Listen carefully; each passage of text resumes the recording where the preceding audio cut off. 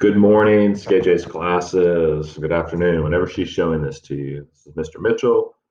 I'm going to start making some videos for y'all. I know that during one of the classes, a student got lost. We were drawing an interior, and they said, "You lost me when you made that booth three-dimensional." And it is tricky to make things three-dimensional.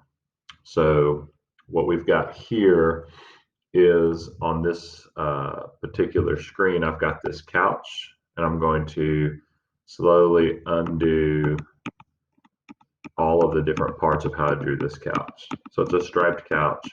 One of the things that's important to do when you're drawing things in three-dimensionality is that, or when you're drawing things in three-dimension, I'm not sure if three-dimensionality was the right way to use that, but when you're drawing things in three dimensions, you want to make sure that this idea of parallel truths exist. And so you want to make sure that your couch, that all the lines, this line, this line, this line, this line, that these all are parallel, right? So that's one of the things that you want to do. So I need to clear this.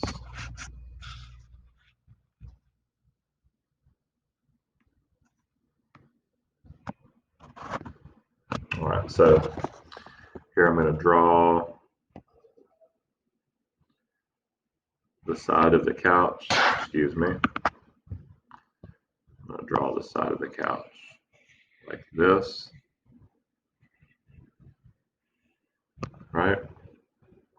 But I'm still learning my stylus, so so we want this line and this line and this line and this line and this line to be roughly parallel.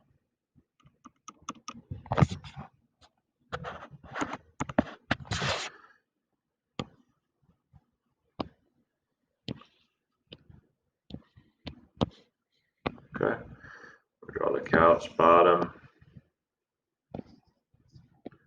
And again, we want this to roughly be parallel.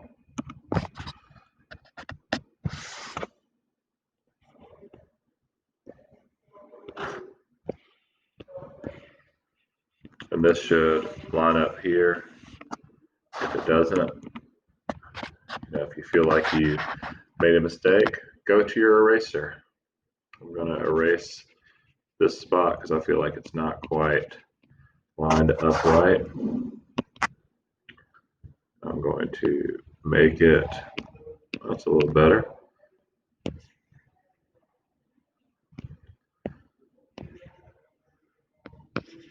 And you can see right here, I got that wrong. Let me go ahead and undo that.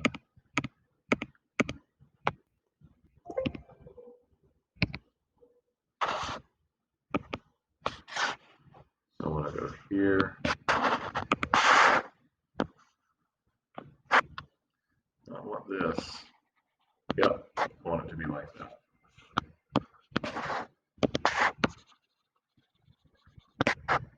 So I just used my line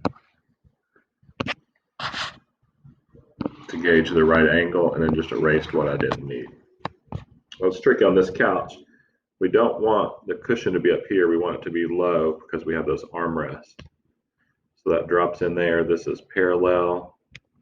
And then this catches here. This comes here, and we don't see it because this, if we're looking at three-dimension, we don't see how this actually dives into the corner the way that does. And once you get used to start drawing things, we realize that that's now hidden. We're just going to then just draw all of our lines, right? These lines on top need to be parallel with these. These lines on the bottom need to be parallel with these verticals. And then you're just going to continue to give your couch lines. Again, I'm drawing pretty messy because I'm getting used to this stylus that I just found out my computer has.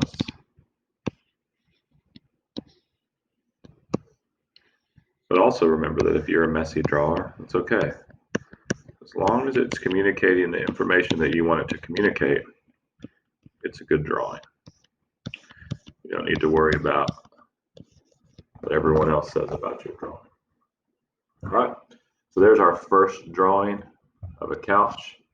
I hope that you enjoy these little lessons. I'm going to start doing more of them for Miss Skae-J's classes, and you can make requests.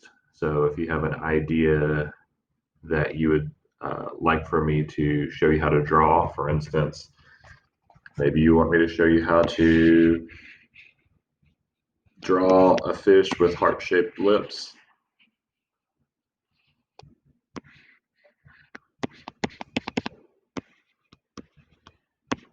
And then you want to put scales on that fish.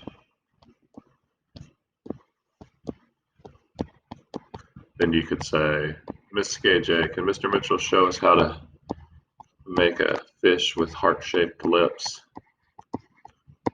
And she would say, well, we can ask, and she would send me that request, and then I can make a video for you all.